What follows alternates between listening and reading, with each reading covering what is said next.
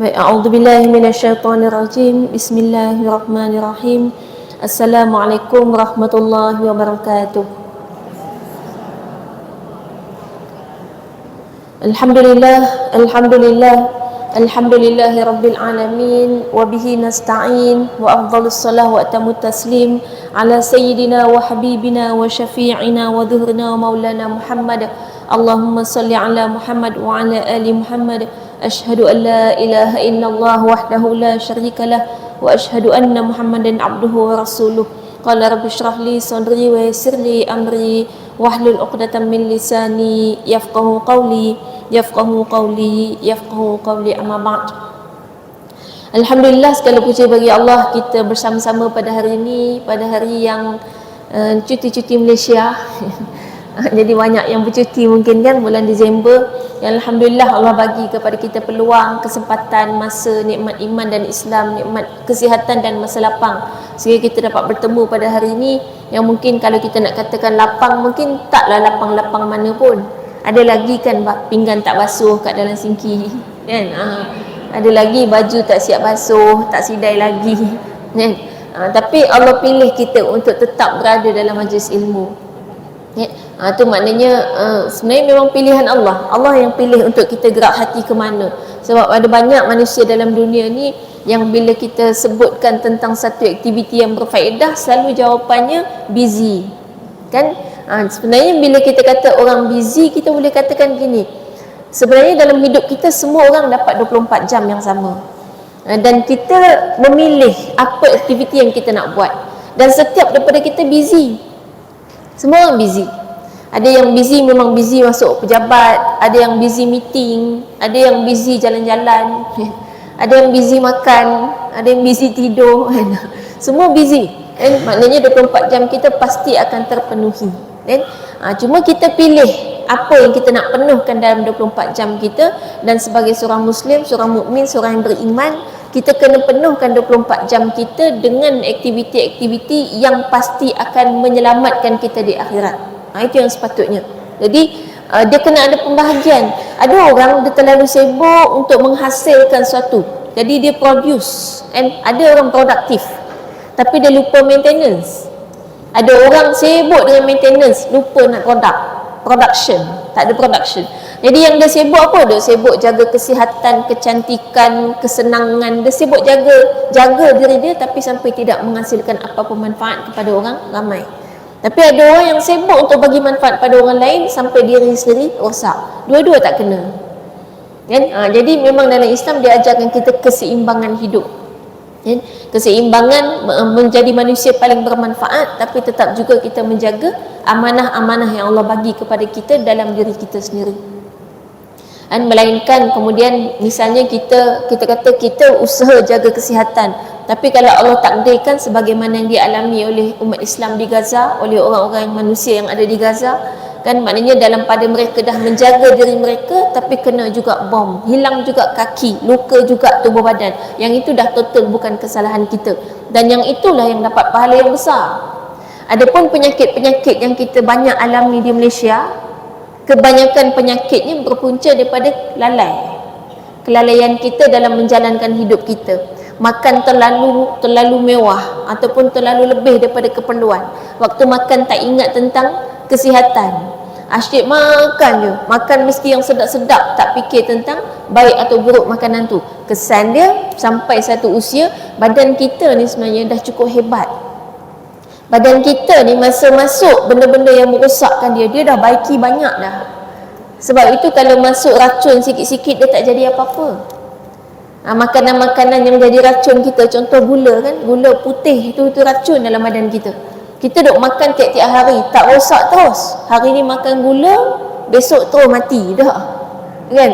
Maknanya apa? Badan kita dah cuba untuk baiki proses, tapi kita yang tergamak bagi banyak sangat kat dia, bagi racun banyak sangat sampai dia tak terdaya. Sampai satu waktu dia punya kilang pun dah rosak, sebab kita yang rosakkan. Waktu tu bila kita dapat penyakit, dapat pahala tak penyakit tu? Kita kan selalu kata kalau sakit dapat pahala kan. Tak, bukan semua penyakit dapat pahala. Penyakit tu memang kita boleh katakan sebagai azab, tapi tak ada masalah. Azab untuk orang beriman juga satu kebaikan. Maksudnya dengan azab itulah terhapusnya dosa-dosa kelalaian kita dulu. Setiap kali kita lalai duk masukkan racun dalam badan kita tu kan, makanan-makanan yang membawa penyakit tu, setiap kali kita lalai kita berdosa. Dan kalau Allah bagi penyakit masa kita masih hidup, mana Allah sayang kita. Nak bagi kita terkambus balik dosa tadi. Jadi akhirnya kita sakit tu hanya untuk menghapuskan dosa-dosa kelalaian hidup kita.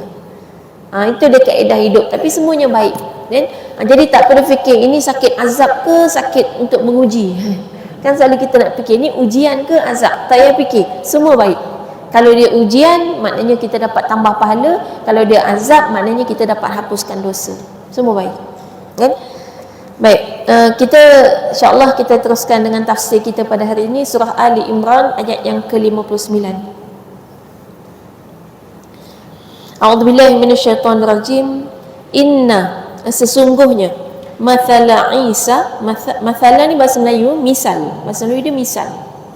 Jadi mathala maknanya misal, permisalan Isa, Nabi Isa alaihissalam, indallahi, di sisi Allah, kamathali Adam, adalah seumpama Adam. Khalaqahu, dia menciptakannya, min turab, daripada tanah. Thumma, kemudian qala lahu, Allah berkata kepadanya, iaitu Nabi Adam, kun, jadilah engkau, fayakun, maka dia pun terjadi. Makna penuh ayat 59. Sesungguhnya pemisalan, iaitu penciptaan Isa di sisi Allah adalah seperti penciptaan tanah, adalah seperti penciptaan Adam, seperti Allah menciptakan Adam. Adam Allah ciptakan daripada tanah, kemudian Allah berfirman kepadanya, jadilah seorang manusia, maka jadilah dia. Baik, ini kalau ingat lagi perbincangan kita adalah berkaitan dengan Nabi Isa AS yang telah pun dipertuhankan. Hari ni saya kira perbincangan ni, sebelum ni kan orang takut nak bincang ni, pasal kita bincang pasal agama lain. Kita kena ingat, Islam mengajar toleransi dengan agama lain dari sudut lakum dinukum waliyadin, dan sesungguhnya memang Islam adalah agama yang paling tinggi toleransi dia dalam bab agama. Meskipun di sisi kita, akidah kita mengatakan agama-agama selain Islam salah, akidah hanya satu yang benar, dengan dalil Allah mengatakan inna dina indallahil Islam. Siapa yang mengaku Allah sebagai Tuhan, sesungguhnya Allah bagi tahu agama di sisi Allah hanya Islam. Jadi lain-lain yang mengatakan sembah Allah, ada banyak agama yang sembah Allah ni sebenarnya. Kristian sembah Allah, tapi ada lagi yang lain, ada anak Tuhan, tapi dia Tuhan dia Allah juga, dia sebut Allah kan? Ataupun Ele, kalau dalam kitab Bible tu dia sebut Ele. Ada satu kata-kata Nabi Isa tu ketika di tiang salib, dia sebut Ele lima sabaktani. Jadi Ele itu Allah. Kemudian agama Yahudi pun dia kata dia sembah Allah juga. Dan agama Hindu pun walaupun nampak ada banyak patung-patung tu, tapi kalau tanya ke, jangan tanya orang awam dia. Orang awam ni kadang tak tahu apa, sama macam kita. Kita kalau orang awam tak faham sangat agama, tanya kepada orang-orang yang duduk ke atas-atas tu lah, dia punya orang agama dia menyebutkan dia memang sembah satu Tuhan juga. Jadi banyak-banyak patung tu apa dia? Banyak-banyak patung tu hanyalah satu bentuk-bentuk yang memudahkan orang, sebab Tuhan tak nampak, dia kata. Jadi maknanya sekarang Allah bagi tahu agama yang Allah terima satu je, itu adalah Islam. Baik. Jadi toleransi macam mana kita dengan agama lain? Toleransinya terbukti apabila hari ini di mana-mana negara Islam, apabila ada orang bukan Islam yang minoriti, mereka aman damai. Kita tak pernah kacau, sebab kita menghormati kepercayaan. Tapi adakah dengan itu kita tak boleh cakap tentang kebenaran? Tak bolehkah kita jelaskan tentang itu adalah satu pemesongan, kepalsuan, agama yang benar yang mana? Tak bolehkah kita jelaskan? Boleh, kita kena jelaskan. Dia sama macam ni, macam kesihatan lah kan, katalah orang depan kita ni, kita sekali adalah jamuan makan kan, kenduri, kata kenduri ni biasa. Kenduri kita kalau yang sedap sikit, dia tak hidang satu jenis air kan, dia ada teh tarik, dia ada air sirap, lepas tu dia ada air satu lagi urin, okey, air color-color lah kan, semuanya manis, semua ada gula. Orang ni dia ambil tiga-tiga letak depan dia bersusun. Nasi pula berlonggok, nasi pun gula juga, gula banyak-banyak gula tu. Tengok ke dia tu kencing manis dah kan. Lepas tu kita pun cakap lah dengan dia, tak elok ni makan nasi, minum gula-gula banyak-banyak ni kan, tak elok untuk kesihatan. Kena bagi tahu kan, sebab kita tahu tu tak sihat, dan orang depan kita tu pula kawan kita. Kalau orang kita tak kenal, lainlah cerita kan. Tak kenal tiba-tiba cakap macam tu, gaduh terus Jadi ni orang ni memang kawan kita, kita pun tahu kencing manis dia memang ada kencing manis tahap 10 kan. Jadi kita cakap dengan dia, tak elok ni minum macam ni, makan nasi banyak macam ni, lepas tu minum air manis-manis semua ni, bahaya ni. Dari segi tanggungjawab, boleh tak kita diam? Salah kan kalau kita diam kan, sebab tu kawan kita dan kita dah tahu dia memang dah ada penyakit, jadi memang kena bagi tahu. Tapi kemudian dia minum juga, lagi kita cakap lagi banyak dia tambah air. Masa tu boleh tak tiba-tiba kita pergi ambil, kita pergi tarik baju dia ni nak bagi penumbuk, boleh tak? Tak boleh. Maknanya apa? Dah lepas kita cakap dia nak minum juga, itu kita menghormati, terpulang pada dia, tapi nanti akibat dia yang dapat kan. Kita dah tak ada kaitan, kita dah, yang penting kita dah sampaikan. Dia lain kalau yang buat macam tu adalah orang yang ada di bawah tanggungan kita.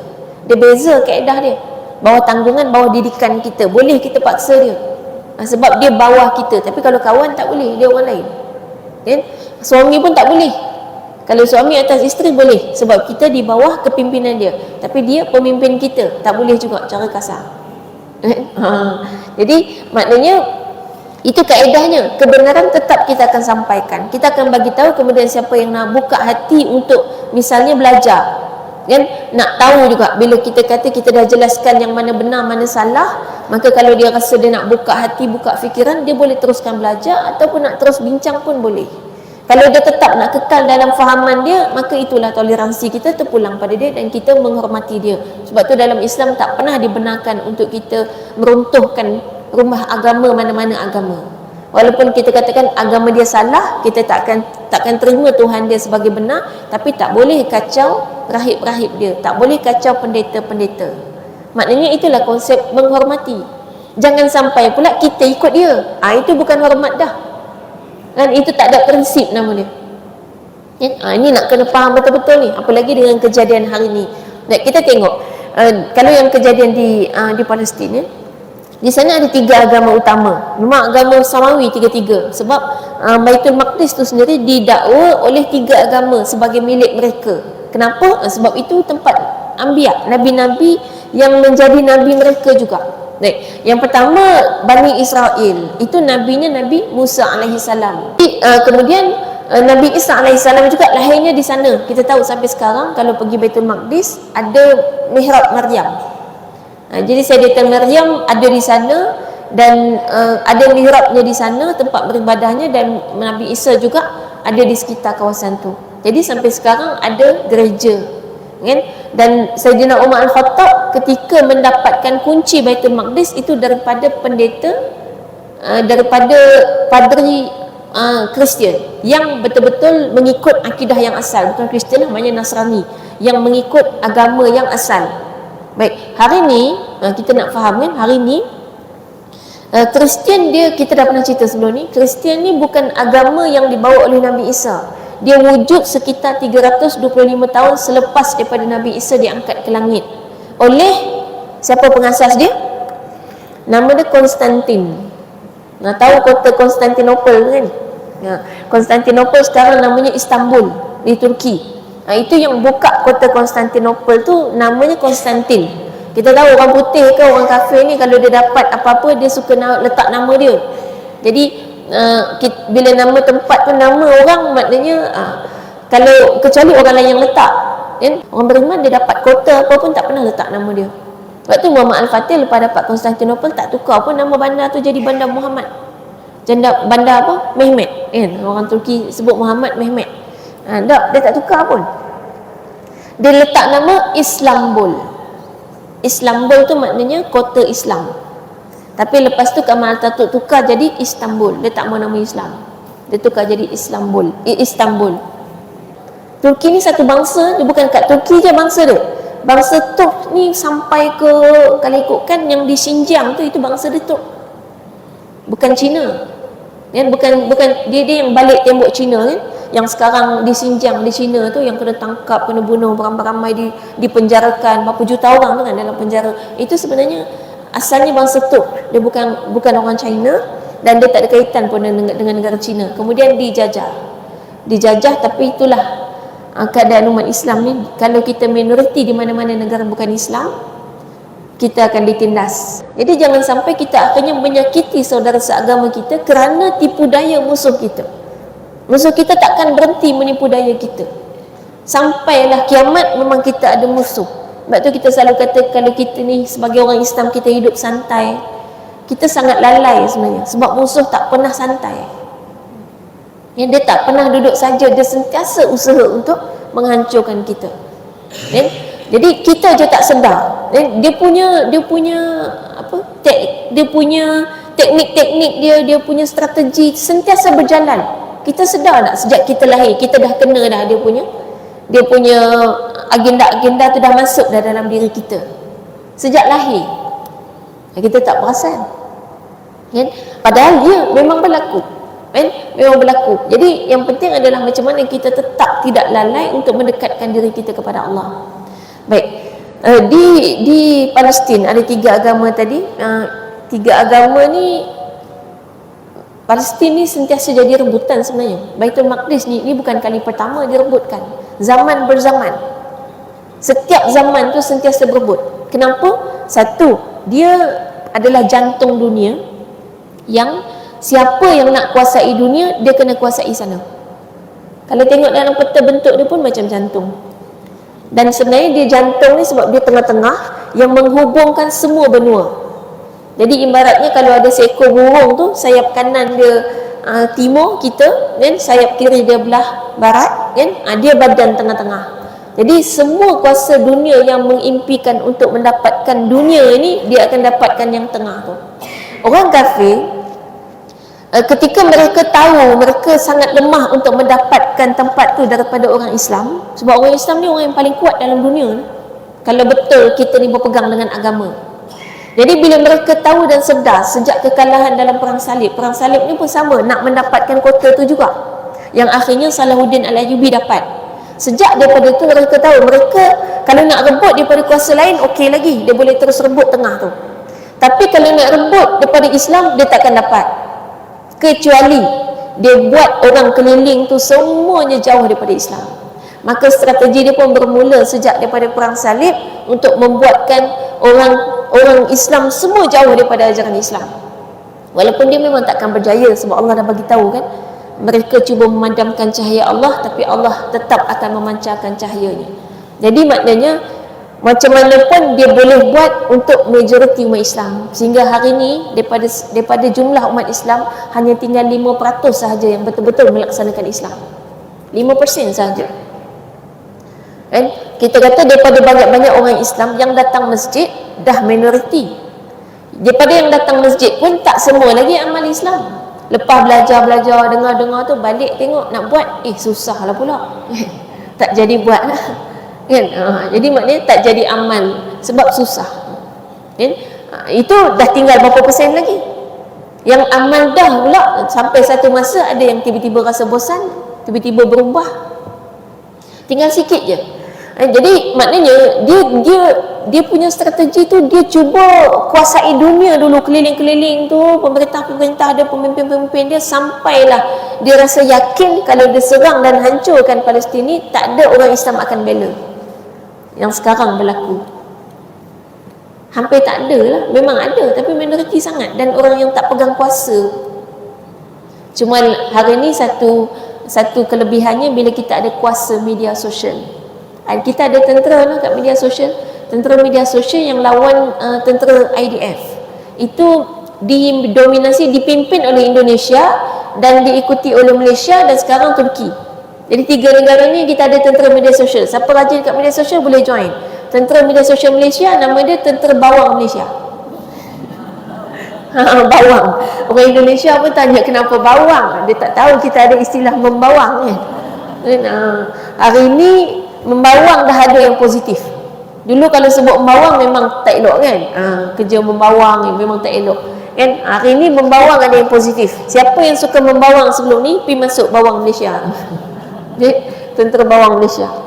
Cari je hashtag Tentera Bawang Malaysia. Jadi dia ada kaedah, kaedah dia adalah bila misalnya ada orang-orang yang akan cari identiti tentera IDF Israel ni, dan kemudian dia senaraikan, dan ada dia punya media sosial dia, kita akan attack dia dalam satu tempoh. Dia bagilah tempoh berapa lama kita akan attack dia. Attack tu datang daripada 3 negara, Malaysia, Indonesia, Turki. Boleh bayangkan macam mana tentera tu tak dapat tidur malam. Dia memang tak dapat tidur malam, bertubi-tubi. Ada yang call, tak bertubi-tubi. Jadi kat handphone dia boleh meletup, bunyi tung tung tung tung tung tung, kan? Macam kena serang dengan pistol juga, kan? Macam kena senapang juga. Dan memang ada dah berapa ratus tentera yang akhirnya tukar akaun, tutup akaun dia tak tahan. Sebab memang orang Israel ni mental dia lemah. Kalau dia punya ketua pasukan ni, pasukan Bawang Malaysia ni, ketua dia kat Indonesia. Jadi kita bersatu no. Kalau selama ni orang Malaysia dengan Indonesia suka gaduh, sekarang kita bersatu. Maknanya ini satu perkara positif lah dengan apa yang terjadi di Palestin. Kita bersatu, yang sepatutnya dah lama kita bersatu sebab kita sama-sama Islam. Orang Islam tak sepatutnya pecah belah hanya atas nama negara, kan? Jadi hari ini kita bersatu. Kadang-kadang kita terfikir kan satu sudut, kita tak mahu kan dunia ni tiba-tiba ditadbir, dimonopoli, tengah jantung dunia itu dimonopoli oleh satu golongan manusia yang kalau tengok apa kerja tentera-tentera IDF tu, berjoget-joget, nari-nari macam tu, berbanding dengan satu bangsa yang punya akhlak sangat mulia. Orang Palestin yang akhlak dia kita pun kalah. Kanak-kanak dia pun boleh fikir orang lain lebih daripada diri sendiri. Dalam keadaan tak ada makanan, masih berfikir untuk membahagi-bahagi makanan pada orang lain. Kita nak ke bangsa sehebat itu kemudian dihapuskan, digantikan oleh satu bangsa yang pandai nari-nari, joget-joget? Kan? Yang kita tengok pun, kalau tengok di konten media sosial pun, dia orang ni tak ada kreatif langsung. Maknanya otak dia pun, yang selama ni orang kata orang Yahudi cerdik tu propaganda. Hakikatnya tak. Yang kita sangkakan dia bijak ekonomi kan, kita kata hari ni banyak sangat produk dia sampai susah kita nak boikot. Tak, dia tak bijak pun sebenarnya. Dia bijak menipu, kan? Sampai sekarang. Tapi kita kena ingat, orang Islam sebenarnya kalau kita betul berpegang dengan ajaran Islam, kita jauh lebih bijak. Macam mana yang dah dibuktikan di Palestin. Tengok orang Islam jauh lebih bijak. Nak menjawab fitnah macam mana cara? Tak payah cakap banyak, buat je. Okay, orang tuduh pengganas, dia buktikan macam mana? Dengan membebaskan tawanan-tawanan dalam muka, dengan muka yang sangat manis dan bahagia. Tawanan-tawanan macam pergi vacation, holiday, kan? Dilepaskan tu muka macam pergi holiday. Itulah jawapan dia, cara jawab yang selama ni berapa sekian lama dah kan orang duk kata Islam pengganas. Sampai orang Eropah pun takut dengan Islam. Dia ada Islamofobia istilahnya, kan? Tetapi hari ni orang Eropah tu juga, masyarakat dia, rakyat dia yang akhirnya bercakap, selama ni asalkan kata ganas je orang kata Islam. Kan tak ada agama lain yang dapat label ganas. Walaupun dia orang ganas tapi tidak disandarkan kepada agama dia, hanya disandarkan pada individu atau kelompok. Tapi kalau Islam duduk kat mana-mana pun, kalau ganas disandar ke agama. Selama ni macam tu, itu yang berlaku. Macam mana cara kita nak jawab? Kita tak boleh jawab. Akhirnya orang Palestin jawab, Hamas jawab dengan cara apa? Tak payah cakap banyak, biar dunia melihat, kan? Sampai akhirnya masyarakat sendiri yang buat parodi-parodi, kan, membayangkan macam mana tawanan boleh dilepaskan dengan anjing belaannya. Jangankan kata manusia selamat, anjing pun selamat. Tu kadang kita fikir, mana dia cari makanan anjing tu tak? Kan, dia fikir dia kena bagi makan anjing tu berapa puluh hari, sebulan lebih, takkan tak makan. Dia kena bagi makan kat anjing tu. Maknanya kena fikir lagi nak bagi makan anjing tawanan. Dan memang dalam Islam kita diajarkan, walaupun dalam peperangan, haiwan dan tumbuhan tak boleh diganggu. Jadi walaupun ditawan ada haiwan, tetap kita kena jaga. Dan tawanan-tawanan semua menjelaskan bahawa apa yang berlaku di sana adalah orang Palestin itu, walaupun orang Hamas yang dikatakan sebagai pengganas tu, mereka akhirnya memberi makan, kita kata berkongsi makanan yang sama dengan apa yang mereka makan. Itulah yang Islam ajarkan, dan itu kaedah menjawab. Dan hari ini dunia dah dapat jawapan. Kalau di Eropah sana dah berbondong-bondong orang Kristian masuk Islam. Sebab tu kadang kita fikir kan, kenapa disebutkan kejadian kiamat adalah akan berlaku perang di antara Islam dengan Yahudi. Kenapa agama lain mana gitu? Kan ada banyak agama dalam dunia. Kenapa Islam dengan Yahudi? Kuncinya ada di jawapannya ada di surah Al-Fatihah yang kita sebut ghairil maghdubi alaihim. Jadi orang sesat ni dia ada dua. Satu al-maghdubi alaihim, satu lagi ad-dallin. Dua jenis orang sesat. Orang sesat ni maknanya dia tak terima hidayah, dia tak mau terima kebenaran. Yang pertamanya memang tak mau. Memang tak mau. Inilah Yahudi. Dan golongan tu adalah Yahudi. Kan? Yang keduanya dia sesat, dia tersilap. Dia sesat tu boleh jadi sebab jahil, lalai dengan hidup ni, tak mencari kebenaran, ataupun jahil sebab memang tak tahu, ataupun dia kena tipu. Dan dia dah usaha cari tapi kena tipu, yang dia dapat adalah penipuan, maka dia masuk dhalin tadi. Nah, jadi dalam banyak-banyak agama dalam dunia ni, kebanyakannya memang dhalin, yang sesat sebab ditipu, tak jumpa jalan, ataupun dia lalai, dia leka. Yang al-maghdubi alaihim ni memang merujuk kepada agama Yahud. Indonesia, Malaysia ni antara target dia. Sebab kita dah serang media sosial, 3 negara ni dah diketahui oleh semua tentera IDF dia. Jadi jangan main-main lagi walaupun kita tak masuk dalam tentera bawang tadi. Tapi kita dah termasuk dalam kelopak-kelopak bawang tu. Dah memang kena buat sesuatu, tak boleh duduk diam. Sesuatu tu mungkin lebih kepada kita sendiri, individu kita ni, dekatkan diri kita kepada Allah, supaya apa-apa jadi, jangan sampai kita termasuk orang yang sanggup untuk dibayar oleh musuh kita. Dari dulu tu, tanah Melayu kita ni sampai berjaya diambil oleh British, dijajah oleh British. Sebenarnya hari ni kalau nak tengok, kenapa generasi selepas merdeka lebih banyak penyakit daripada yang hidup sebelum merdeka? Tu antaranya lah tu, dia hantar penyakit kat kita. Dia hantar macam mana? Ada penyakit yang datang melalui penyakit betul, ada yang datang melalui benda-benda lain lah, yang seolah-olah kebaikan, kita nampak tu kebaikan tapi rupanya penyakit. Tu antara agenda penjajahan dia adalah untuk membuatkan kita umat Islam ni bukan sekadar jauh daripada agama dari sudut rohani, tapi juga fizikal kita lemah. Sebab umat Islam juga adalah orang yang paling kuat. Sebab tu kita ni, kalau tiba-tiba kita ni lemah daripada orang kafir, sebenarnya ada masalah pada cara hidup keagamaan kita. Maknanya kita jauh daripada ajaran Islam yang sebenar. Orang Islam ni paling kuat. Kenapa? Satu, Islam dah bagi guideline makanan. Tu paling basic tu. Ada halal haram. Guideline halal haram ni bukannya nak susahkan kita, boleh tak boleh makan ni, tak boleh ni, tak boleh, bukan gitu. Dia sebenarnya nak bagi guideline kat kita, ibaratnya macam doktor bagi kita guideline makanan apa boleh makan, makanan apa tak boleh. Kalau doktor yang bagi, kita okey, kita ikut. Tapi kalau Allah bagi, kita kata susahlah, sikit-sikit tak boleh, sikit-sikit tak boleh. Padahal Allah kan yang maha penyayang. Jadi bila dia bagi kita guideline makanan halal haram tu, tujuannya adalah untuk kebaikan kita. Dan yang nyata pun memang hari ni bila dibuat kajian terhadap makanan-makanan yang Allah haramkan dari asal, makanan-makanan tu memang merosakkan badan. Antaranya khinzir kan. Kan ada kajian tu, kenapa jadi haram, orang pun tak tahu kenapa. Tengok daging tu punyalah berkepal-kepal gitu kan. Kan daging dia tu tengok macam belon, macam best je kan. Memang khinzir tu daging dia banyak, lebih banyak pada lembu.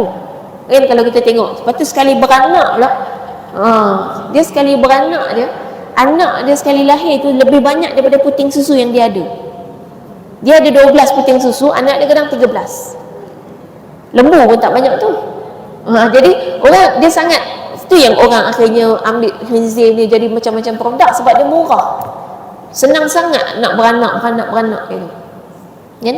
Jadi rupanya bila dicek, dia selidik, pada daging dia pun ada masalah, pada sifat dia pun ada masalah. Dia apa yang kita makan ni transfer sifat binatang tu transfer kat kita juga. Termasuk sifat dia dan termasuk juga dia punya zat-zat dalam badan dia. Jadi kalau khinzir ni dikaji, rupanya ada satu jenis bakteria kat daging dia tu yang tidak akan mati walau dimasak macam mana sekalipun. Jadi memang jangka panjang kita akan boleh nampak orang yang makan khinzir memang makan sepanjang hidup dia, bila dia berumur sikit kulit dia dah lain. Kita akan nampak kulit dia macam ada bintik-bintik gitu. Dia ada efek kan? Kemudian kalau dari segi sifat dia memang ada masalah lah. Khinzir ni dia tak ada rasa jealous. Dia boleh jantan betina dia tu kan, dia tak ada jealous. Kita nak cerita pun tak apalah kan. Fahamlah mana dia tak ada jealous. banding dengan ayam. Ayam ni kan, kalau jantan ni, kalau itu betina dia, tiba-tiba ada jantan lain kacau, dia gaduh. Dia gaduh dengan jantan tu. Itu penting dia punya ada apa dia kat tanji. Tanji dia tu. Kan memang dia untuk gaduh sama-sama jantan, dan ayam jantan tak gaduh dengan ayam betina. Tak ada pernah dengar tiba-tiba ayam jantan tumbuk ayam betina. Jadi manusia yang tumbuk bini tu ada masalah. Ayam pun tak buat, kan? Dan kalau daging pun antara lembu dengan kambing, lebih baik kambing. Kalau kita tengok dari segi sikap, kambing tu jauh lebih rajin pada lembu. Kita jarang tengok kambing lepak-lepak, kan? Kalau lembu selalu lepak-lepak, kan? Duduk santai. Tu kalau kita rajin sangat lepak, duduk tak buat apa-apa tu, banyak sangat makan lembu tu. Baik, tu maknanya makanan Allah bagi kat kita supaya kita sihat badan kita. Dan kemudian selain daripada halal haram tu juga, benda yang halal juga boleh berubah jadi haram. Kenapa? Kalau kuantiti dia terlampau banyak, jadi haram juga. Kenapa jadi haram? Bukan sekadar makna tak bagi kita makan banyak-banyak, tak, sebab kita pun tahu makan banyak sakit, kan? Jadi untuk jaga kekuatan tubuh badan, kalau kita ikut guideline dia dalam Islam, memang kita akan kuat. Dan kemudian tambah lagi, semalas-malas orang Islam, kalau dia solat, dia dah senaman. Senaman ni benda penting, kan? Lagi banyak solat, lagi sihat. Waktu cuba banyakkan solat. Sehari jaga 40 rakaat. Apa dia 40? 17 solat wajib, kan? Solat fardu 17. Okay, selebihnya solat sunat. Ada solat sunat qabliyah ba'diyah, kan?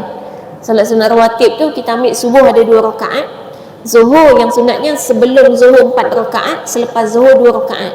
Tapi lepas zuhur nak buat 4 pun boleh. Kita ambil minimum lah, kan? 4 sebelum, 2 selepas. Total dah jadi berapa? 8, 8. Kemudian asar sebelum 2 rakaat. Tapi yang ni pun tak masuk dalam hadis, tapi boleh buat. Okay, kita ambil lah yang masuk dalam hadis tu, maghrib 2 rakaat selepas, jadi 10. Dan kemudian isyak 2 rakaat selepas, jadi 12. 12 campur 17, 29. Lagi 11 apa dia? Tahajud dan witir. Tahajud 8, witir 3. Yang tu tambahan. Hajat, solat istikharah, solat taubat, tu tambahan lain lagi. Tengok 40 tu sikit, kan? Kalau sebab kita kira tadi kan fardu, rawatib, sebenarnya kalau kita biasa buat sikit je, tahu-tahu 40 rupanya, kan? Okay, katalah tahajud, kita kata tahajud 8, witir 3. Baik, yang 8 ni kalau kita nak pecah yang lain, kata kita nak ambil hajat, solat taubat, tiap malam sunat kita solat taubat, 2 lagi 2 rakaat. Kemudian istikharah. Istikharah ni dalam setiap keputusan yang kita nak buat, kita kena istikharah. Bukan nak kahwin je istikharah. Tu yang kalau dah tak kahwin-kahwin, dah lah tak istikharah dah. Ini dah umur-umur gini dah, habis dah istikharah. Tunggu anak nak kahwin pula istikharah, kan? Dah istikharah ni semua keputusan kita nak buat. Kalau boleh sampai ke kita nak beli periuk pun, istikharah dulu. Jadi istikharah. Kemudian sebenarnya lepas maghrib ni dia ada solat sunat. Nama dia solat sunat awabin. Dan kalau tambah lagi ada hifzul iman. Hifzul iman ma'al awabin. Jadi itu adalah solat untuk orang yang nak dekatkan diri dia kepada Allah. Jadi kalau buat semua banyak ni, dan insya-Allah badan kita sihat. Apa lagi, ada satu lagi tips. Minum air sebelum solat. Waktu untuk minum air 1 gelas sebelum solat. Kalau 1 gelas sebelum solat, 5 waktu kita dah dapat 1 liter. Segelas dalam 200 ml, kan? 5 waktu 1 liter. Dah okey dah. Kalau tambah solat tahajud tu minum lagi, kan? Itu kalau minum sebelum solat, memang lepas minum kan kita bergerak, kan? Jadi air tu circle satu badan. Itu lagi kita cergas, lagi sihat. Jadi maknanya siapa boleh kalahkan kekuatan orang Islam kalau macam tu cara dia? Sedangkan orang kafir dia nak makan ikut suka dia. Tu benda-benda kadang-kadang saya tengok juga tu video-video orang bukan Islam punya makanan tu, katak dimakannya, ular, buaya. Ada, saya biasa tengok. Ada orang ada geli tengok, saya suka. Bukan apa, pengetahuan am gitu, kan. Jadi memang dia akan makan gitu. Dan maknanya dia yelah, kalau tengok logiknya katak pun banyak isi juga. Ular pun daging je badan dia, tulang sikit-sikit je, kan. Buaya pernah saya tengok orang makan buaya putih. Buaya tak besar manalah, kecil kan. Maknanya dia nak makan ikut suka dia kan. Dia tak tahu kan, kita kan, mana kita semua nak masuk makmal, nak cek setiap makanan tu. Jadi sebenarnya yang Islam bagi guideline halal haram itu dah cukup senang untuk kita. Kalau tidak, kita semua kena masuk makmal. Tiap nak makan, masuk makmal. Cek dulu makanan ni isi apa, kandungan apa, kan susah tu. Jadi yang Islam bagi satu garis panduan tu untuk memudahkan kita. Kita pula banyak menjawab, duk berasa kita lagi pandai, padahal Allah dah bagi dah kan. Baik, jadi itu maknanya kita makanan-makanan kita macam tu, sedangkan orang bukan Islam nak makan suka-suka hati dia, campur lagi dia orang nak minum arak kan. Mabuk-mabuk ni pun memutuskan sel otak kita, menyebabkan kita akan selalu tak sedar. Lepas tu nanti boleh jatuh, tumbang, aksiden tu masa mabuk kan. Maknanya merosakkan badan lagi. Dan kita pun tahu alkohol menghancurkan badan kita bila kita minum. Rokok pun sama. Rokok ni kalau boleh orang Islam hari ni yang terjadi di Palestin, rokok ni memang antara dia orang punya produk utama. Rokok ni yang paling banyak menyumbang. Jadi kalaupun ada hukum makruh merokok tu kan, dia dua je hukum, haram ataupun makruh. Makruh ni hanya consider, kita kata kok mana pun Allah tak suka kalau banyak-banyak. Dan kalau seumur hidup duk isap, makanan jin pun dia juga. Jadi dia tak ada kebaikan sama sekali. Jin memang makan asap. Siapa yang duk merokok sehari sampai 10 batang tu, 10 kali dia panggil jin. Duk idam makan dekat jin 10 kali sehari. Idam makan kat orang berapa kali? Itu kena banding tu. Baik, maknanya kita kata dengan cara hidup kita orang Islam dengan cara hidup orang kafir, itu belum lagi yang pergi tiba-tiba kita kata kita belajar martial art, itu lebih lagi lah. Ini yang normal-normal biasa-biasa ni kita dah kuat. Sebab itu pejuang-pejuang di Palestin, mereka ni bukannya tentera, dia tak ada pun pusat melatih tentera, dia tak ada.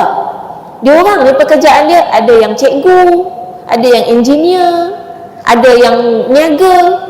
Tiba-tiba bila dipanggil jihad, dia datang.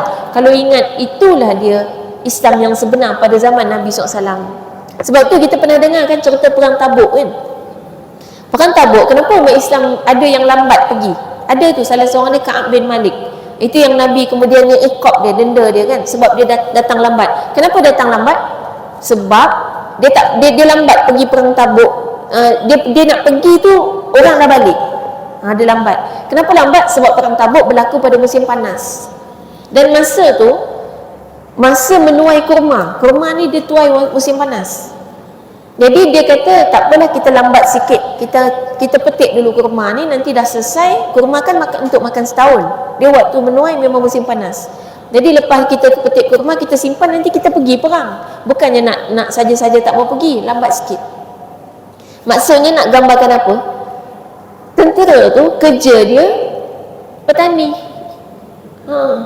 Jadi petani itulah tentera, peniaga tu tentera. Dia bukannya ada latihan tentera setiap hari dah. Macam mana dia orang yang boleh jadi tentera? Sebab orang Islam kalau pegang betul dengan ajaran Islam, badan dia memang kuat, automatik. Jadi kalau kita lemah, ada masalah. Ada masalah pada pelaksanaan amalan hidup kita cara Islam. Maknanya ni kalau kita betul amal hidup cara Islam ni, sekarang kalau dipanggil boleh pergi perang. Tapi perempuan memang tak wajib lah kan. Dan kita serta orang lelaki lah. Tapi perempuan pun maknanya kita ada kekuatan yang sama lah. Bukan tak kuat macam orang lelaki, tapi tidaklah kita sampai jadi lemah-lemah gitu. Nak buat ibadah pun dah tak kuat. Jadi hari ni kalau mungkin dah terlanjur lah kita menjalankan hidup dengan cara yang silap dulu, memang kena taubat pada Allah. Taubat. Dan hari ni apa yang berlaku di Palestin juga merupakan dosa kita. Dosa kita ketika membiarkan umat Islam lemah. Sebab kita termasuk dalam golongan yang lemah tu. Termasuk dalam golongan umat Islam yang lemah. Bila kita biar umat Islam lemah, itulah orang kafir berani untuk naik kepala. Mungkin kita lalai dan dilalaikan juga selama ni. Kita dibagi silibus-silibus pendidikan yang jauh daripada Islam, yang tak kenal Islam. Hari ni cuba cari dah ada beberapa individu yang membongkarkan dan mengkaji semula sejarah tanah Melayu yang sebenar. Tanah Melayu sangat-sangat sinonim dengan Islam. Baik, nak cerita, ada orang kata tak payahlah duk kisah pasal sejarah kan, move on kan. Fikir masa depan. Tak, apa pentingnya sejarah? Sebab benda tu penting. Kita je yang rasa tak penting. Baik, pentingnya macam mana? Kalau kita nak bagi faham gini, Turki sekarang ni kan sejarah Islam dia tak dapat dipadamkan. Sultan Muhammad Al-Fatih dapat kota Konstantinopel, Hagia Sophia yang sekarang jadi masjid, ada bangun binaan-binaan masjid di setiap sultan, itu tak dapat dipadamkan. Maknanya sejarah Islam di sana menggambarkan Islam itu satu agama yang sangat hebat dan kuat, menyebabkan rakyatnya itu lebih daripada 90% Islam. Walaupun Islamnya sekular, tapi kalau orang tanya dia agama apa, dia akan jawab Musliman Alhamdulillah. Kita kalau orang tanya agama, Islam. Lan je kan? Agama tu hak peribadi masing-masing. Tak ada sambung pun Alhamdulillah. Dia orang dengan confident je Musliman Alhamdulillah. Lepas tu kalau kita tanya, awak solat tak? Yang tu nanti dulu. Ramai orang tak solat kat sana. Dia lepas 1924 tu kan banyak yang sekular. Tapi nak ceritanya, macam mana sejarah sangat berpengaruh sampai dia dengan sejarah yang kuat ni menyebabkan bangsa dia bangga untuk pegang agama tu. Paling kurang dia dah Islam, tinggal nak bawa kepada ajaran Islam je. China sama juga. China dia ada dinasti-dinasti. Saya pernah sembang dengan seorang Cina masuk Islam yang masa kursus kat Turki hari tu. Ada seorang daripada peserta tu orang Cina, dia masuk Islam. Dia cakap, dia kata bukan mudah untuk awak buat orang Cina masuk Islam. Kenapa? Dia kata sebab Cina ada sejarah dinasti-dinasti yang sangat hebat, menyebabkan mereka ni kalau berpegang dengan agama nenek moyang mereka daripada dinasti-dinasti ni, mereka merasa hebat. Tak mungkin tiba-tiba dia nak pindah ke benda lain yang tak nampak kehebatan dia. Nampak tak sejarah tu penting macam mana? Kalau kita tahu sejarah Islam di tanah Melayu, kita akan sangat bangga jadi orang Islam. Dan orang untuk keluar daripada Islam, dia akan rasa sangat malu. Sebab maknanya dia keluar daripada satu kehidupan yang sangat hebat, masuk kepada satu kehidupan yang belum ada apa-apa sejarah. Kan? Jadi itu pentingnya sejarah. Sebab tu kita kalau ada keluarga masing-masing kita, kalau dalam keluarga kita ada orang yang hebat sejarah hidup dia, itu kena dicatatkan supaya anak keturunan kita rasa hebat dan bangga untuk kemudiannya berdiri teguh dengan prinsip hidup dia. Dan dengan bukan nak bangga dalam konsep aku ni orang hebat, keluarga hebat, tak. Tapi dia ada keyakinan diri yang tinggi, confident. Itu pentingnya. Nak gambarkan ni, sini dah satu lagi makluman kita kena tahu, memang sejarah adalah antara yang diserang oleh musuh kita, membuatkan kita orang Islam tak rasa dan tak tahu apa sebenarnya yang ada dalam agama kita di tanah Melayu kita. Jadi dulu penjajah banyak datang tanah Melayu, tapi semua mengaku kalah. Dia tak kuat nak lawan orang Melayu. Apa ada pada orang Melayu? Kalau ikutkan badan, saiz badan, kita kecil. Kita ni memang keturunan kecil dari dulu. Walaupun ada yang tak berapa nak kecil, dia kadang tak berapa nak kecil pasal tambah lemak. Ataupun memang saiz dia tak berapa nak kecil tu biasa dah ada kacukan. Kalau Melayu memang kecil-kecil, kan? Kalau saiz badan kita dengan orang putih kalah lah, kan? Dia orang ada dia punya saiz rangka dia memang besar. Tapi kenapa dia orang kalah dengan kita? Ulama-ulama yang ada di tanah Melayu ni, yang ulama-ulama ni lah yang betul-betul kita kata ulama ni doa dia makbul, dan banyak wali-wali Allah ada di tanah Melayu dulu, menyebabkan mereka tak kuat ni. Kalau lawan dengan wali Allah, lawan dengan doa kita, dia orang tak kuat. Cerita pasal orang Islam, jangan cerita pasal fizikal je. Sebab tu kita jangan cari kekuatan pada fizikal semata-mata. Kekuatan kita ada pada pertolongan Allah. Sebab tu contoh di Palestin, ada aktivis yang dah lama duduk kat sana, dia kata cerita tentang Palestin, Gaza, jangan cerita tentang logik akal. Ada banyak benda tak logik berlaku kat sana. Sebab tu kalau kita kata logik ni kan, terowong HAM tu kan, kita sebut HAM terowong pejuang. Terowong pejuang ni panjang dia tahu berapa kilometer? 200 kilometer. Gaza ni saiz dia dari hujung ke hujung 75 km. Pusing kot mana 200? Maksudnya kalau ikutkan banyak kan, panjang kan 200 km. Tapi sampai hari ni tentera Israel belum jumpa satu pun. Pelik kan? Pelik tu. Sebab bukannya bandar tu besar dia sejuta kilometer ke yang payah nak cari 200 km. Bandar tu lebih kecil daripada terowong dia, tapi tak jumpa terowong tu kat mana. Tu kuasa Allah. Kalau kita nak fikir logik, tak logik tau.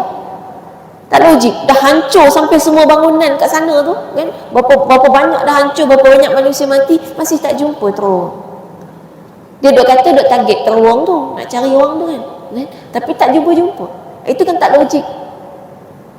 Jadi memang bicara logik itu bukan perbincangan orang Islam. Orang Islam ni pertolongannya daripada Allah, dan kita tu kena usaha dekatkan diri kita kepada Allah. Termasuk juga kereta kebal mereka yang dikatakan boleh kesan setiap pergerakan, sampai kalau ada semut bergerak pun boleh kesan.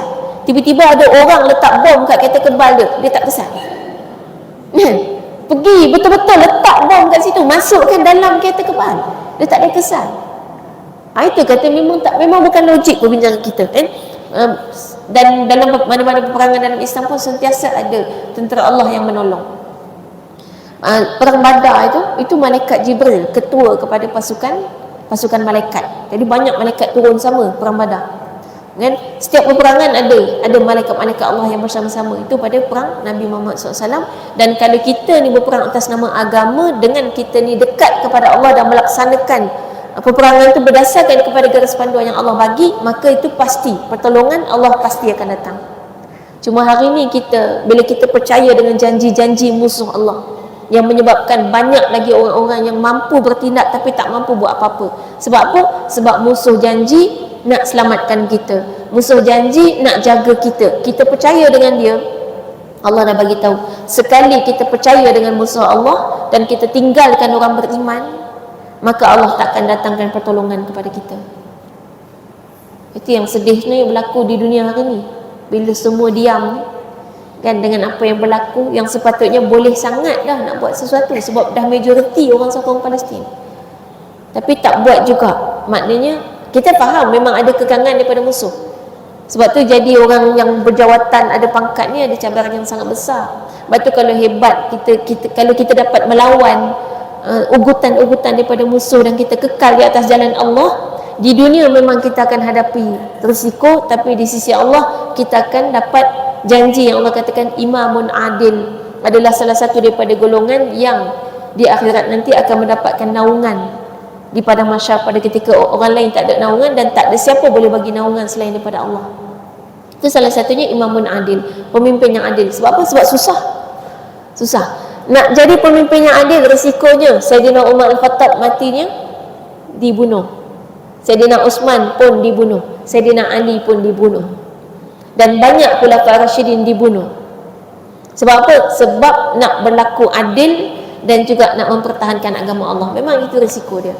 Jadi kalau sayangkan dunia, kita takkan sanggup.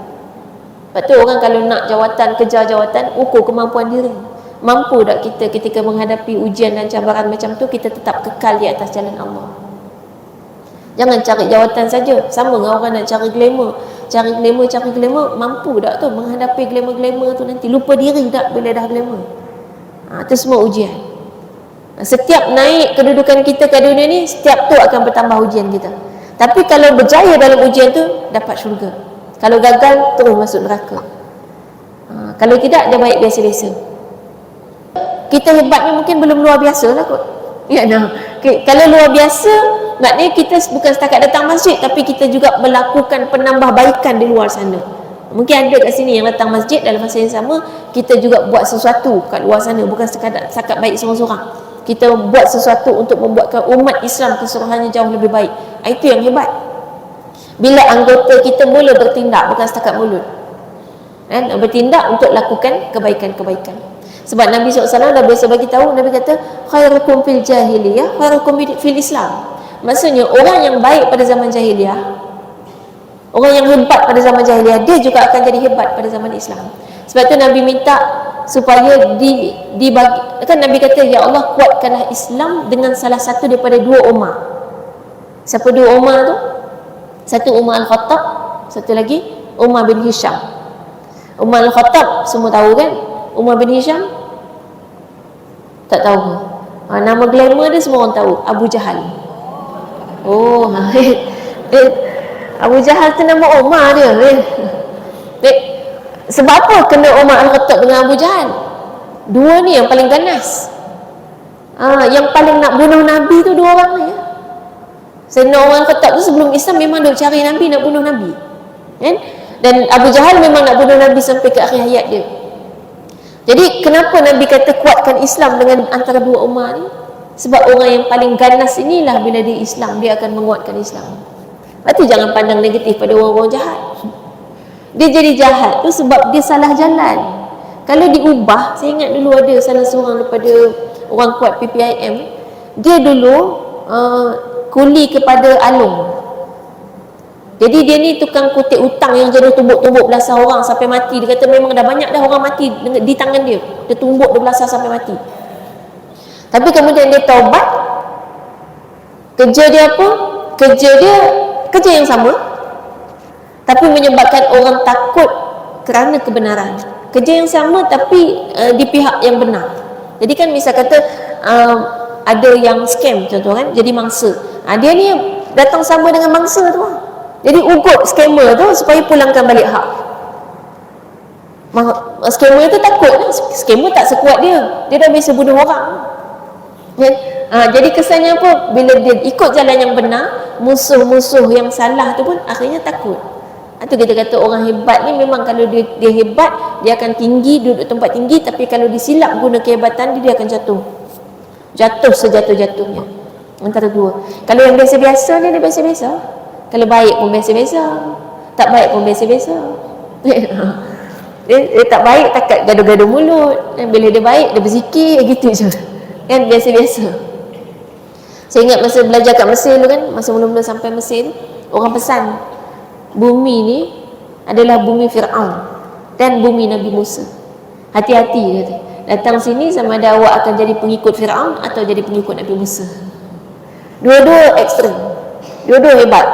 Satu hebat kemusyrikan dia, mengaku Tuhan. Satu lagi hebat sebab dia Rasul Ulul Azmi. Jadi jaga niat betul-betul dan belajar betul-betul supaya kita ikut, kita jadi pengikut kepada Nabi Musa AS. Itu kaedah dia. Kalau hebat, hebat sungguh. Lepas tu kalau kanak-kanak ni ada anak-anak yang nakal dan luar biasa, tu hebat ni. Tinggal bagi jalan je, jangan duk suruh dia jadi baik. Jadi baik dengan makna kata apa?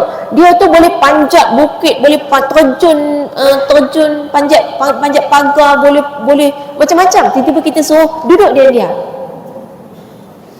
Tak jadi. Hero dia hilang tu. Kan? Kalau dia boleh panjat pagar, boleh dia panjat siling rumah kita.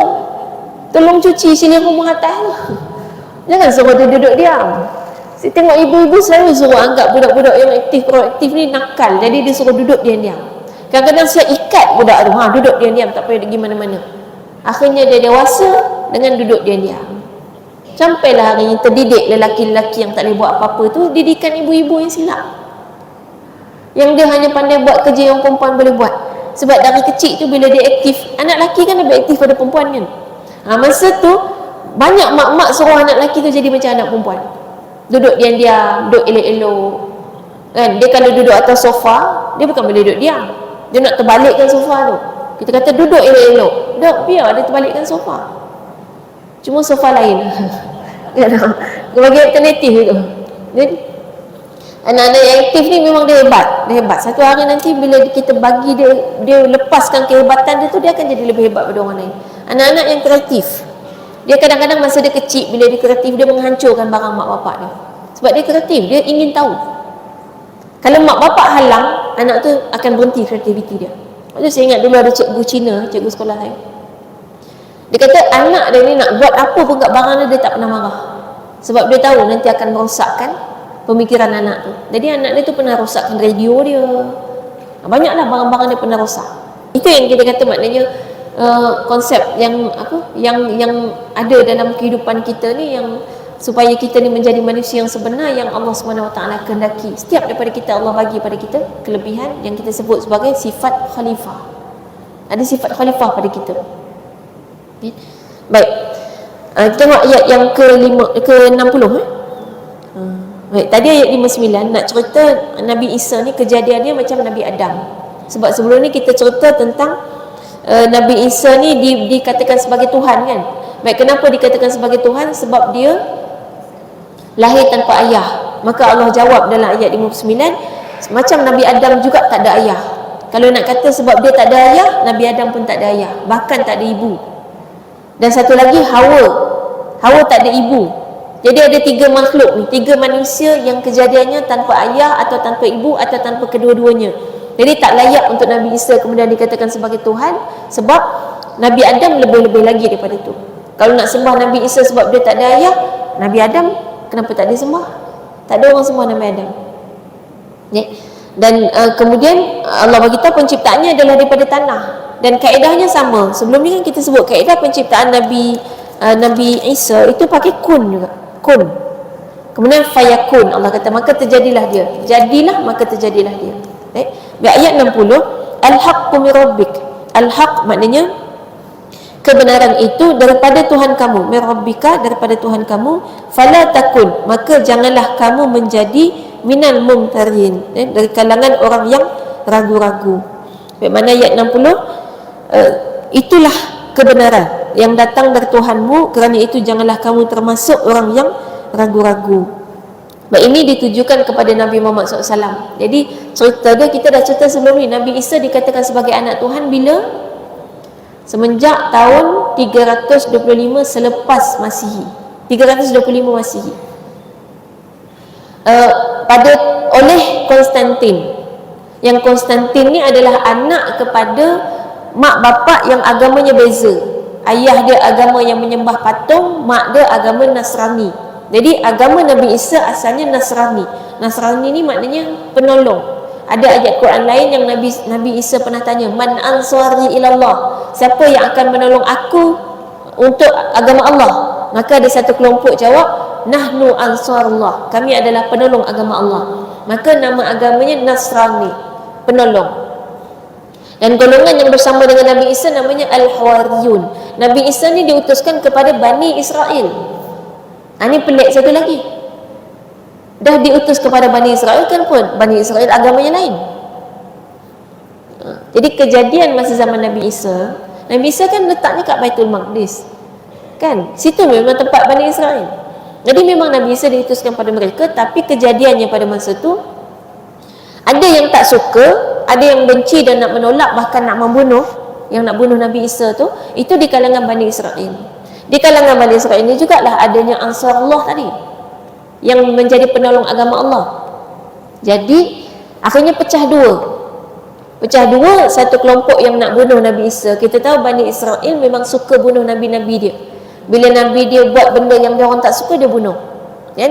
Jadi dia bila Nabi suruh dia orang sembah Allah, Nabi halang dia orang buat benda-benda yang dia orang nak buat tu, nak buat patung semua, Nabi halang, maka dia nak bunuh Nabi tu. Jadi akhirnya pecah dua. Jadi Bani Israel dia mendakwa, oh kami ni ikut ajaran nenek moyang kami, ajaran Nabi Musa. Nah tu dia kata kononnya dia pegang kitab Taurat. Itu kan hujah yang kita contoh gini ya. Sampai zaman kita ada jenis-jenis macam ni. Contoh kan ajaran dalam ajaran-ajaran sesat, tarikat-tarikat yang sesat, itu kan dia mendakwa dia ikut tok guru. Ada nama tok guru dia. Bila dicek-cek tok guru dia tak sesat. Habis macam mana dia boleh sesat? Jadi masa belajar tu dia tak setuju dengan tok guru dia. Bila tak setuju, dia keluar, dia wujudkan ajaran dia yang baru, tapi sandarkan nama tok guru tu sebab tok guru dah glamour. Kalau dia tiba-tiba wujud benda baru tak sandar dengan nama siapa-siapa, orang tak boleh terima. Dia kena letak nama, satu nama, dia pun letak nama tok guru dia. Ini saya pernah adalah satu kes kan, bila dia ngaku dia ikut ajaran tok guru ni, tapi ajaran dia tu macam pelik gitu. Jadi kami siasat tengok dia punya silsilah kan, tengok balik silsilah ajaran dia tu, undur ke belakang, betul memang sampai ke tok guru ni. Tapi rupanya bila dia tengok balik, anak murid tok guru ni ada pecah dua. Jadi ada satu yang ikut tok guru ni, itu ada dia punya nama ajaran dia. Yang satu lagi ni dia memang tak setuju dengan tok guru tu pecah jadi ajaran lain, tapi sandar ke nama tok guru tu. Ada tak cikgu kat sini yang biasa mengajar kat sekolah kan, lepas tu ada anak murid tak setuju dengan pendapat kita, dia buat kelompok dia. Jarang ni. Sebab kita tak berapa nak kritis tak jumpalah kelompok sampai macam tu. Tapi boleh jadi kan, misal kata bila dia buat kelompok dia, kalau orang tanya ni, awak ni duk bawa pelajaran macam ni cikgu mana ajar? Dia sebut nama kita lah kan, kita cikgu dia. Lepas tu dia bawa lah, sebarkan contoh tu, ini ajaran cikgu ni, saya nak murid cikgu ni, dia sebut nama cikgu dia. Tanya balik ke kita, lah budak ni lah hok bangkang dalam kelas. Hak tu yang jadi tu. Tapi dia bawa nama kita sebab kita dah cikgu gitu. Kalau tiba-tiba dia bawa nama dia, orang tak boleh terima lah, dia ni siapa. Jadi macam tu teknik dia. Bila dia tak mau terima ajaran Nabi Isa, dia kata dia ikut ajaran Nabi Musa. Padahal tanya balik ke Nabi Musa pun kata aku tak ajar benda ni.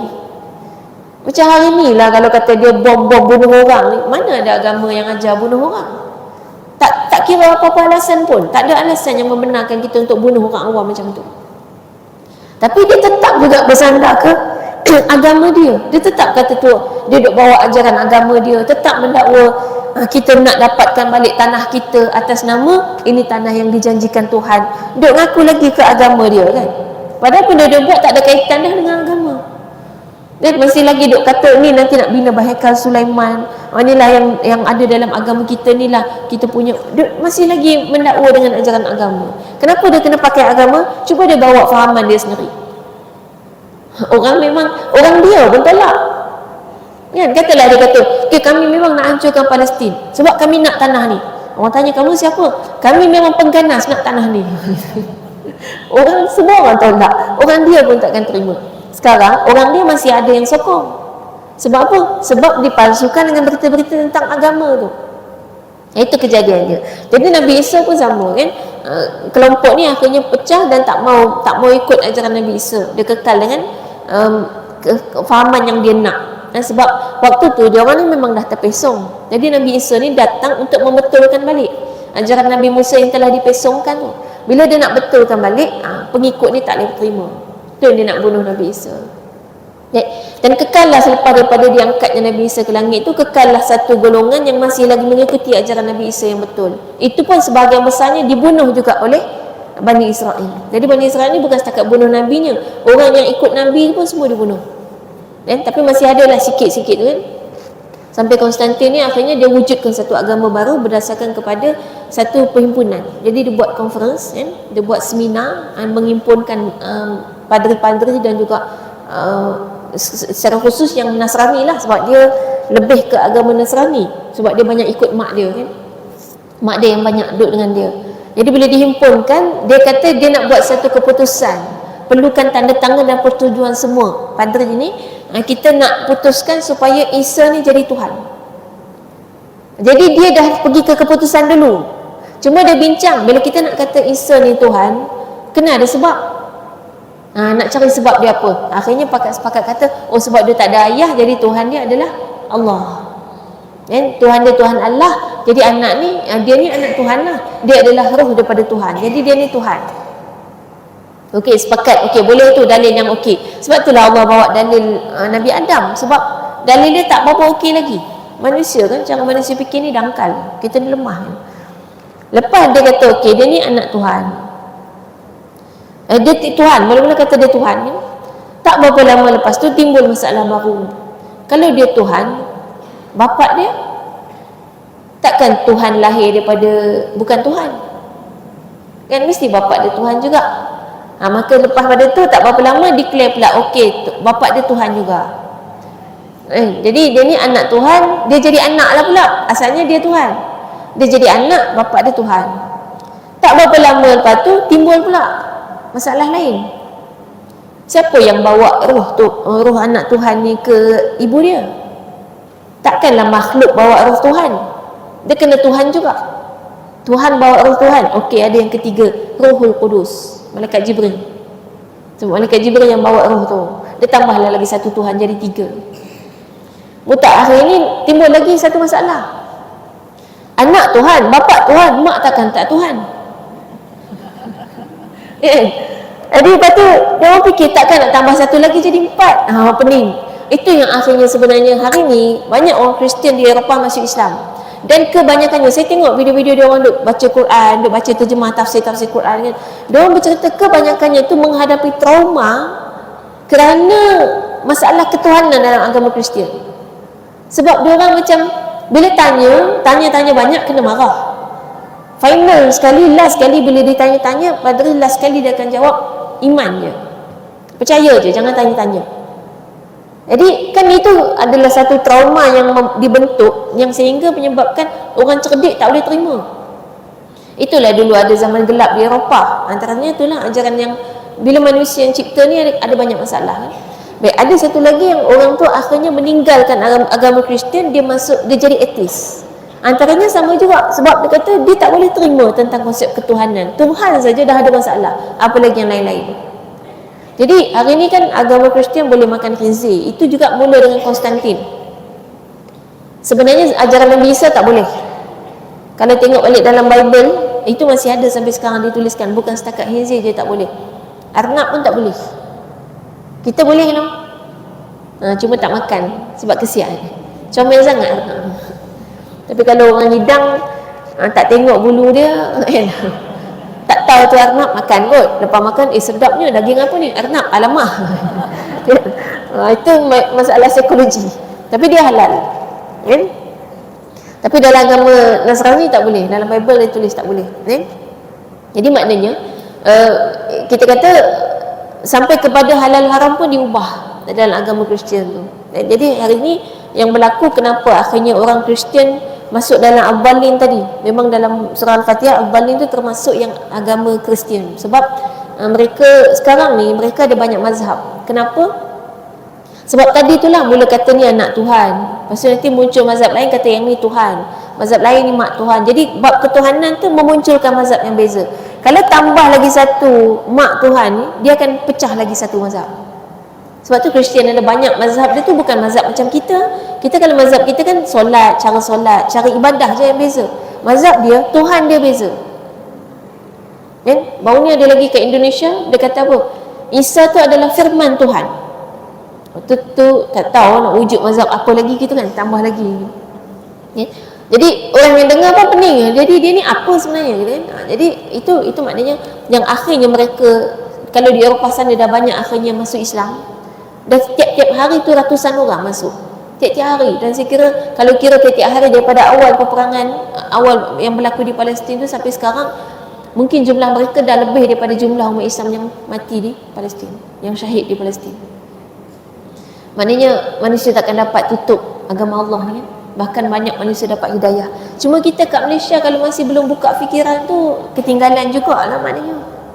Dia bukan takat orang bukan Islam tu. Orang Islam pun ada yang kata, oh orang bukan Islam pun dah mula baca tafsir Quran. Ada orang Islam yang tak pernah baca Quran. Kan? Dia pun kata, oh kalau gitu kita pun nak kena baca Quran. Kan? Sebab tersedar daripada apa yang berlaku di Palestin. Kan? Baik, jadi ini tentang pemesongan tu diceritakan dalam Quran yang Allah cerita ayat 60. Itu adalah kebenaran. Nak bagi tahu cerita ni cerita yang benar daripada Allah. Allah ceritakan pada kamu. Dan juga jangan kamu termasuk orang yang ragu. Bukan maknanya Nabi ni ragu tak. Maknanya Allah nak kata kamu memang dah mantap keimanan kamu, sekarang kamu kena kekal dalam keyakinan kamu. Kan? Allah ceritakan semua ni walaupun Nabi SAW ni tak tahulah kalau ikutkan benda tu benda zaman dulu-dulu kan. Jadi ni antara bukti bahawa Islam agama yang benar ketika mana Nabi SAW boleh menyampaikan cerita yang Nabi tak dapat dari mana-mana sumber pun. Dan itu daripada Quran, daripada wahyu Allah.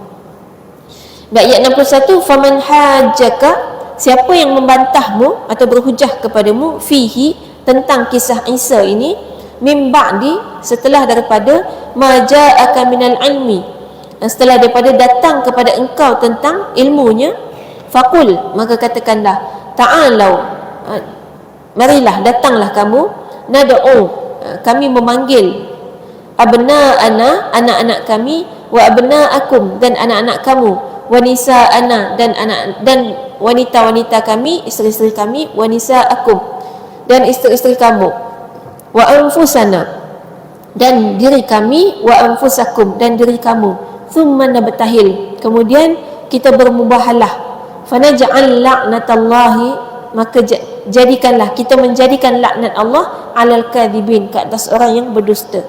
Baik, makna penuh dia, siapa yang membantahmu tentang kisah Isa sesudah datang ilmu yang meyakinkan kamu, maka katakanlah kepadanya, marilah kita memanggil anak-anak kami dan anak-anak kamu, isteri-isteri kami dan isteri-isteri kamu, diri kami dan diri kamu, kemudian marilah kita bermubahalah kepada Allah dan kita minta supaya laknat Allah ditimpakan kepada orang-orang yang dusta.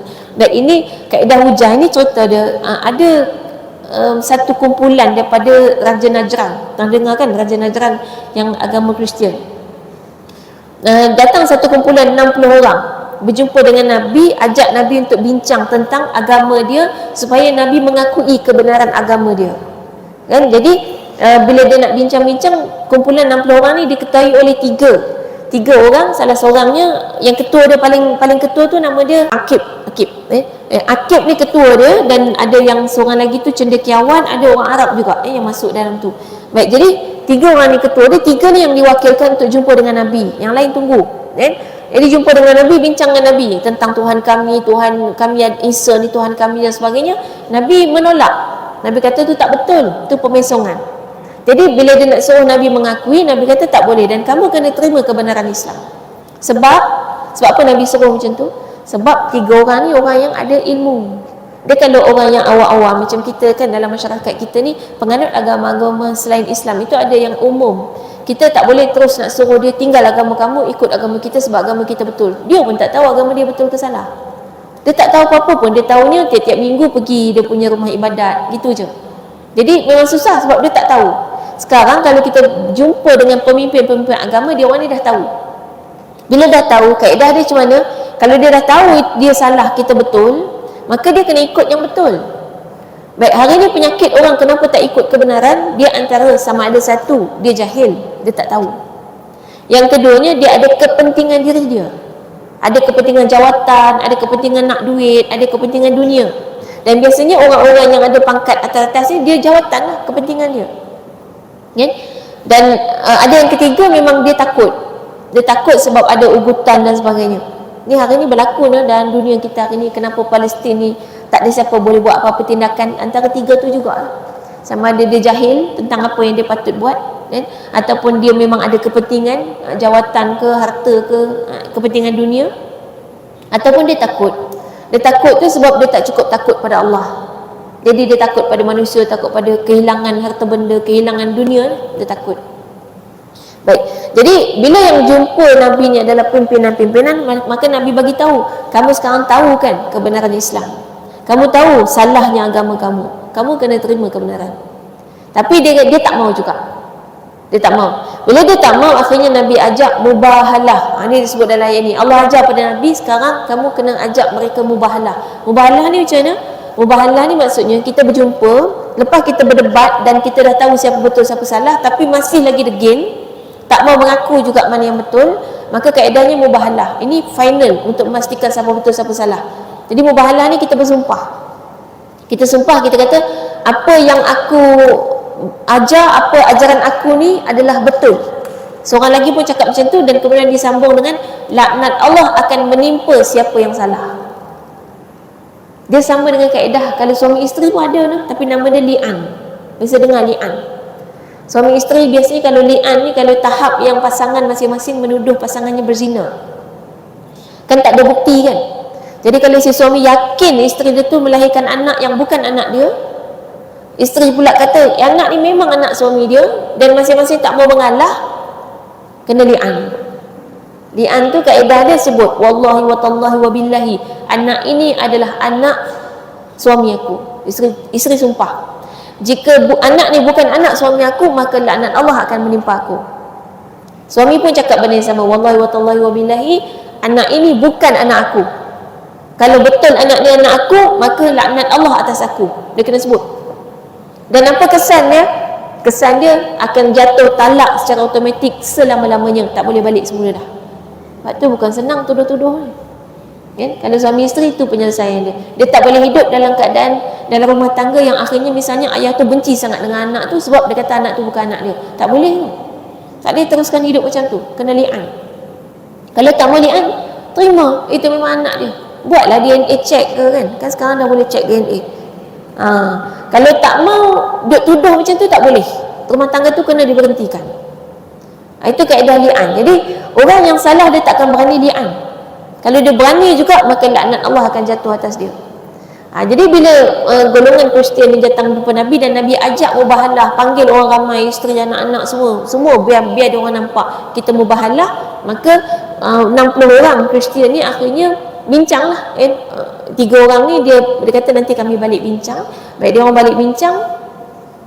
Akhirnya yang pengikut-pengikut ni cakap dengan ketua Akib tadi, macam mana ni, kita nak mubahalah ke tidak kan?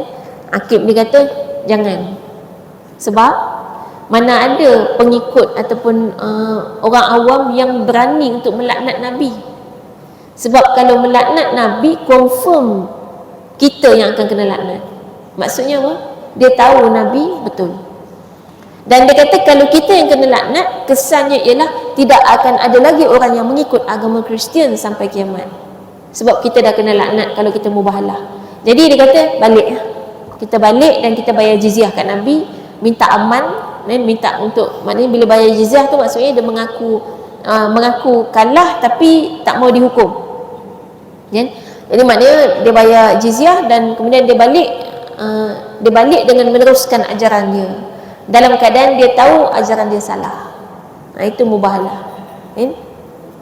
Dan ayat 62, inna hadza lahwul qasasul haq. Sesungguhnya ini adalah kisah yang benar. Wa ma min ilahin illallah. Wa ma, dan tidaklah, min daripada ilahin, ilah Tuhan, illallah, kecuali Allah. Wa inna, dan sesungguhnya Allah itu lahwal azizul hakim. Dia adalah Tuhan yang maha perkasa lagi maha bijaksana. Sesungguhnya ini adalah kisah yang benar dan tidak ada Tuhan yang berhak disembah selain Allah, dan sesungguhnya Allah dialah yang maha perkasa lagi maha bijaksana. Jadi ini nak bagi tahu inilah kisah benar yang pernah berlaku pada zaman Nabi. Maknanya sebenarnya agama ini dah hampir dah untuk pupus. Kalaulah ketua padri pada masa tu sanggup untuk mubahalah dengan Nabi, tapi dia tak sanggup sebab dia tahu dia memang salah. Jadi dia balik, dia kata lebih baik orang follow ajaran kita dalam keadaan mereka tak tahu apa-apa, mereka akan follow. Ada banyak orang jahil akan jadi follower ajaran sesat. Dalam Islam pun yang duk follow ajaran sesat tu kan banyak kan. Kalau kita kata pelik lah boleh ikut ajaran kerajaan langit macam mana boleh ikut kerajaan langit tu? Dan sebab ada memang orang yang jahil tu ada. Sampai kiamat sentiasa ada orang, dan majoriti orang memang jahil. Tengok yang duk kat rumah dengan yang datang pengajian, mana banyak. Yang duduk kat rumah tu maknanya tengah duduk biar diri dalam kejahilan. Yang dengar kuliah-kuliah ni pun masih banyak lagi tak reti kan.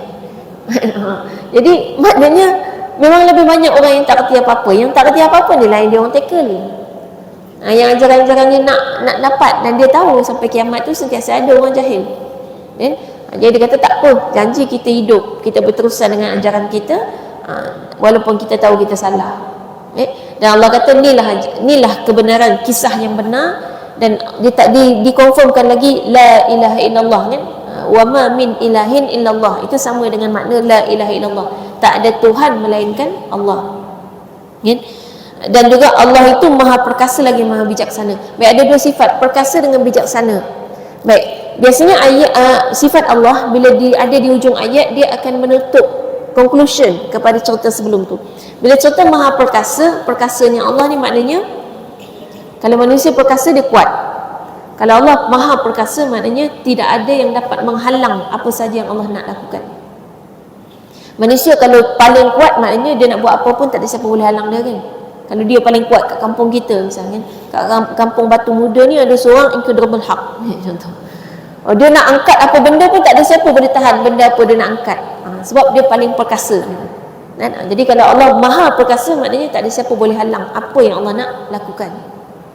Jadi maknanya hari ni tu secara makna lain, itulah Allah izinkan sampai hari ni berlakunya agama-agama yang salah ni masih ada, pemisongan-pemisongan ni masih ada.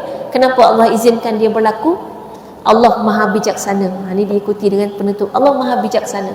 Kita tanya tu pakai akal kita lemah. Allah tu maha bijaksana, Allah maha mengetahui kenapa perlu ada semua tu. Kalau kita nak jawab yang mampu akal kita fikir, senang je jawapan dia. Kalaulah semua orang ni Islam dalam dunia ni, boleh kita akan rasa apa erti hidup ini, tak ada cabaran kan? Dan kemudian semua masuk syurga, neraka buat apa? Kenapa pula neraka ada?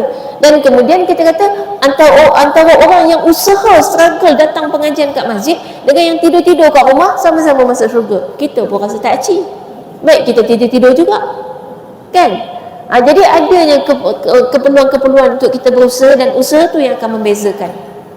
Kalau kita kata tak acilah orang yang lahir-lahir kafir, kita lahir-lahir dari Islam, Islam masuk syurga. Tak, janji Allah untuk orang yang masuk syurga bukan yang Islam sepanjang hidup, tapi yang akhir hayat dia Islam. La ilaha illallah Muhammad Rasulullah. Jadi ada orang memang lahir Islam, tapi tengah jalan dia buat syirik banyak sangat, terkeluar daripada Islam, tak dijamin juga. Jadi sama je sebenarnya, orang lahir Islam ke lahir tak Islam ke, yang penting macam mana kita mempertahankan akidah kita sampai akhir hayat. Bahkan orang bukan Islam tu lebih besar pahala dia bila dia struggle lebih kuat untuk mencari hidayah. Jadi tu maknanya kita akan dinilai berdasarkan kepada usaha kita. Dan ayat 63, fa in tawallau, kemudian jika mereka berpaling, fa innallaha alimun bil mufsidin, sesungguhnya Allah Maha mengetahui kepada orang-orang yang berbuat kerosakan. Makna penuh dia, kemudian jika mereka berpaling dari kebenaran, maka sesungguhnya Allah Maha mengetahui orang-orang yang berbuat kerosakan. Jadi maknanya kalaulah manusia itu berpaling daripada kebenaran, maksudnya sekarang ni dah tahu memang Islam adalah agama yang benar, la ilaha illallah, tidak ada Tuhan selain daripada Allah, dah tahu yang benar, maka Allah kata Allah itu Maha mengetahui tentang orang yang buat kerosakan. Baik, nombor satu bila sebut mufsidin, mufsidin ni golongan yang buat benda rosak kat dunia. Baik, apa dia orang yang buat benda rosak kat dunia ni, yang membuat kerosakan kat dunia ni adalah golongan yang engkar dengan perintah Allah. Jadi kerosakan kat dunia, kerosakan pada diri kita, kerosakan yang paling besar ialah bila akidah kita rosak. Kalau rosak kesihatan, rosak benda-benda, rosak barang, rosak bumi ni, ini belum berapa rosak. Sebab tu kita tengok doa umat Islam di Palestin, dia kata apa? Kalian boleh hancurkan rumah kami, kalian boleh hancurkan segala-galanya, kalian boleh bunuh anak-anak kami, keluarga kami, tapi kalian tak akan dapat membunuh iman dalam hati kami. Itu kepenting, itu yang paling penting. Itulah yang dikatakan rosak atau hancur adalah bila iman kita rosak. Hari ini kita mungkin tak hancur rumah kita, keluarga kita pun masih hidup semua elok, tapi iman kita, itulah kerosakan yang sebenar. Bila iman kita rosak, maka rosak iman kita. Itulah kerosakan yang sebenar. Dan Allah kata Allah Maha mengetahui. Bila kata Allah Maha mengetahui, Allah ni kalau tahu dia tak biar. Sebab dia Maha mengetahui dan dia Maha membalas. Jadi dia takkan biar. Kalau dia tahu iman kita rosak, dia tahu kita dah pun merosakkan keimanan dalam hati kita, kita akan dibalas. Jadi syurga neraka tu adalah pembalasan untuk kita. Dia umpama macam polis. Kalau polis kalau tahulah ada pencuri, ada tak dia kata, oh tu pencuri, oh tu okey, tak apa, biar. Yang penting kita dah tahu kan, tu pencuri. Saya tunjuk atas sebab kat bawah ada manusia. Atas tak ada kan. Sekali ada yang terkena, payah pula. Jadi kalau polis, sebab dia tu ada kuasa dan dia tu ada kemampuan untuk menangkap, dia kalau tahu tu pencuri, dia tangkap. Yang tak buat apa-apa ni sebab tak boleh buat apa-apa. Jadi bila Allah tu ada kuasa, maka Allah akan membalas bila dia Maha mengetahui. Jadi maknanya setiap kali Allah bagi tahu Allah Maha mengetahui, itu maknanya bukan tahu saja, mesti ada sesuatu akan berlaku pada kita. Sebab tu bila sebut Allah Maha mengetahui tentang apa yang jadi kat Palestin, ada sesuatu Allah buat kan. Sebenarnya mereka dah lama menang kan? Dan kalau kata kenapa kita tak dapat Masjidil Aqsa, sebenarnya Allah dah lama campakkan kegerunan dalam hati musuh-musuh Allah ni di Masjidil Aqsa. Bayangkan mereka ada senapang kan, yang tentera Israel yang jaga Masjidil Aqsa semua pegang senapang kan. Orang Islam ada apa? Tak ada apa-apa. Datang solat dengan baju t-shirt, dengan sejadah, tak pegang apa-apa pun. Paling besar senjata dia batu. Tapi kenapa sekian lama puluhan tahun dia tak ambil masjid tu? Patutnya boleh sangat kan, sebab dia dah ada senapang, kita tak ada apa-apa. Maksudnya sebenarnya dah lama dah Allah campak kegerunan dalam hati mereka sampai mereka tak dapat nak ambil. 75 tahun bukannya sekejap. Dengan senapang, dia pegang senapang tu dah 75 tahun. Dan dah bertukar-tukar generasi pun orang yang pegang senapang, tapi tak ambil-ambil juga. Itu dah menang lama dah. Tinggal lagi sekarang ni kita nak keluarkan yang bersenapang-senapang tu je kan? InsyaAllah mudah-mudahan Allah bagi kemenangan kepada Islam dan umat Islam keseluruhannya. Allahumma a'izzal Islam wal muslimin wa adhilla syirka wal musyrikin. Allahumma ansur ikhwanana al muslimin wal mustad'afin wal mujahidin fi Palestin wa fi Rohingya wa fi Shishin wa fi Indonesia wa fi Malaysia wa fi Turki wa fi kulli makan wa fi kulli zaman wa fi kulli ahwali dunya wal akhirah. Allahumma salli ala sayyidina Muhammad wa ala ali Muhammad. Aqulu qouli hadza wa astaghfirullah li wa lakum. Wassalamualaikum warahmatullahi wabarakatuh. Tasbih kafarah dan suratul As.